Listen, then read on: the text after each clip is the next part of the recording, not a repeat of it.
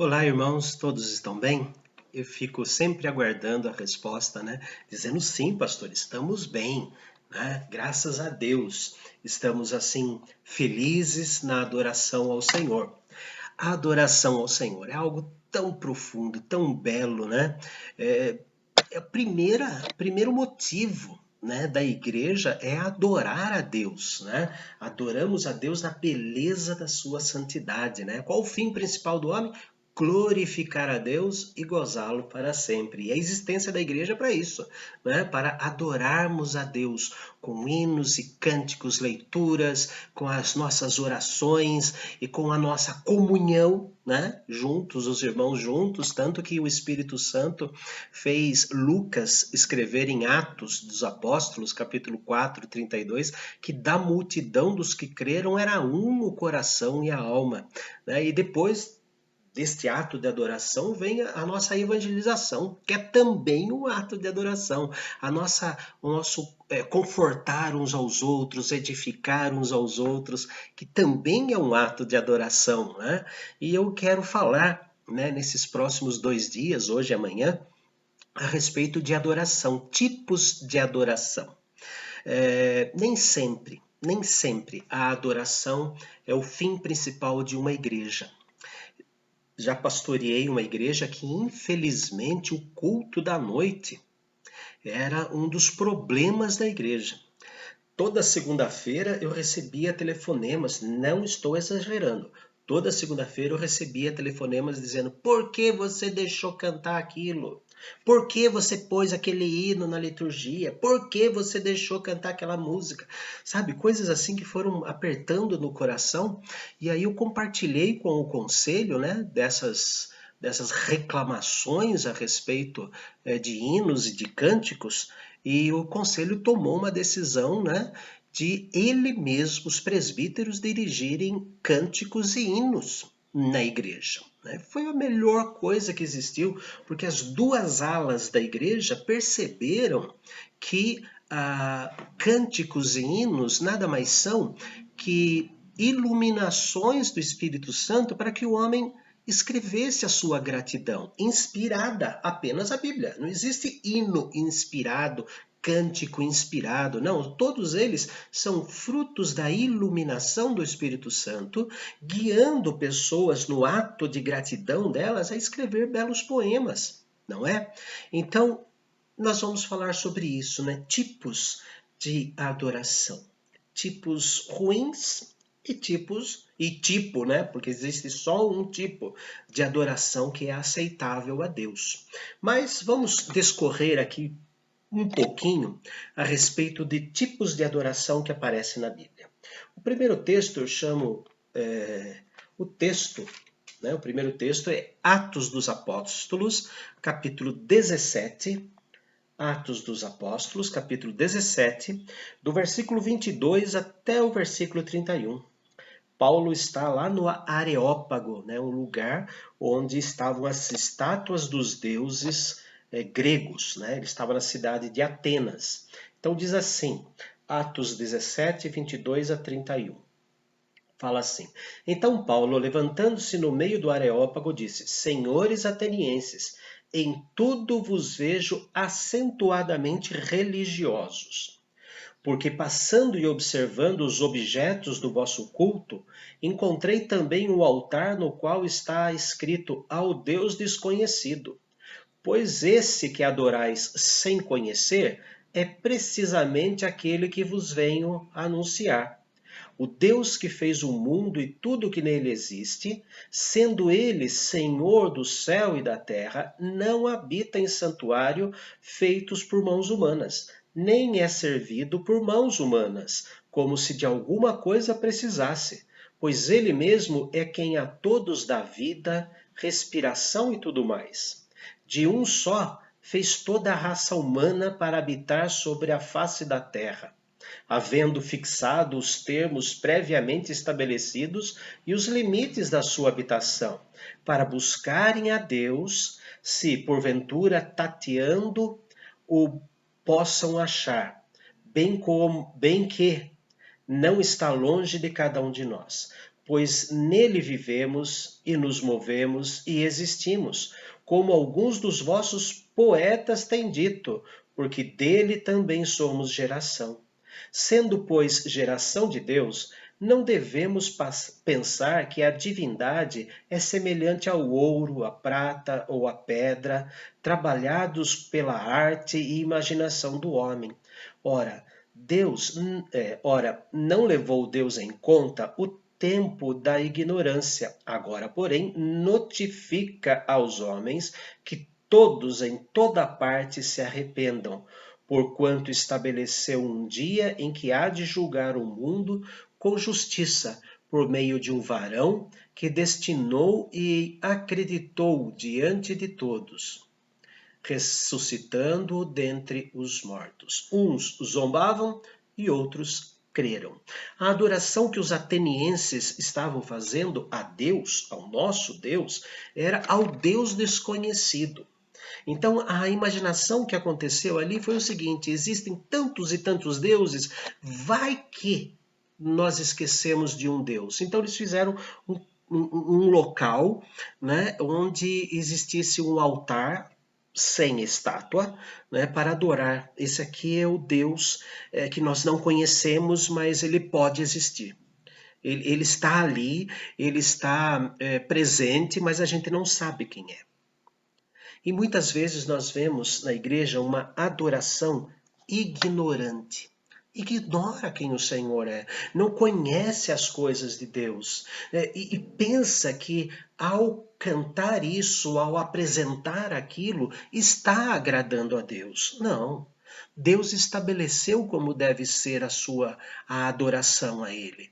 Deus estabeleceu as regras da adoração. Sim, né? Nós não podemos fazer uma adoração ignorante. Eu acho que Deus vai gostar disso. Eu acho que Deus vai gostar daquilo. Vejamos no Salmo de número 100. O Salmo de número 100, o que ele diz? Ele diz assim: celebrai com júbilo ao Senhor todas as terras, servi ao Senhor com alegria, apresentai-vos diante dele com cântico. Tá, ao Deus desconhecido, vamos cantar para ele, a gente não sabe quem é. Mas o Salmo diz, sabei que o Senhor é Deus. Foi ele quem nos fez e dele somos. Somos o seu povo e rebanho do seu pastoreio. Então, o saber quem é Deus nos orienta a não fazermos um ato de adoração ignorante. O ímpio não adora a Deus. Ele pode cantar, ele pode gesticular, ele pode até mesmo se emocionar no meio de um culto, mas ele não sabe quem é Deus. Aquilo não é um ato de adoração. É sério, porque somente adora a Deus os transformados, aqueles que foram transformados pela sua graça. Eles entendem para quem eles estão falando. Outros acham que adorar a Deus é bajular esse Deus para que esse Deus atenda às suas necessidades. Não, nós adoramos sabendo que Ele é Deus, foi Ele que nos fez e dele somos, e somos rebanho, né, do seu pastoreio. Também o apóstolo Paulo, escrevendo a Timóteo, na segunda carta, capítulo 1, segunda carta de Paulo a Timóteo, capítulo 1, versículo 12. Ele diz assim: e por isso estou sofrendo estas coisas, todavia não me envergonho, porque sei em quem tenho crido e estou bem certo que Ele é poderoso para guardar o meu depósito até o dia final. O apóstolo Paulo nos diz claramente, né? Eu sei em quem tenho crido. Que é até mesmo um cântico, né? Aliás, um hino do nosso inário. Não sei porque de Deus o amor a mim se revelou. E o coro diz, mas eu sei em quem tenho crido. Então o ato de adoração não pode ser um ato ignorante. Eu tenho que falar aquilo que a palavra de Deus diz que ele é. E quando a nossa adoração é ignorante, quando a adoração não reconhece, não conhece pelo menos um pedaço de Deus, né, uma particularidade dele, um princípio dele, a nossa adoração corre o perigo de ser uma adoração em vão, que é o segundo tipo de adoração, adoração em vão. Mateus capítulo 15,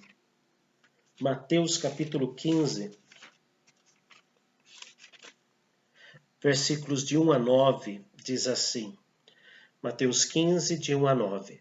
Então vieram de Jerusalém a Jesus alguns fariseus e escribas e perguntaram, por que transgridem os teus discípulos a tradição dos anciãos, pois não lavam as mãos quando comem?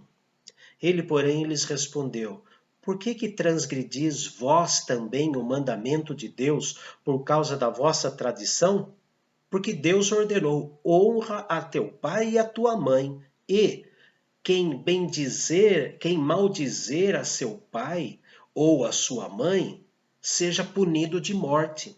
Mas vós dizeis, se alguém disser a seu pai ou a sua mãe, esta oferta é oferta ao Senhor, aquilo que poderias aproveitar de mim, esse jamais honrará a seu pai ou a sua mãe.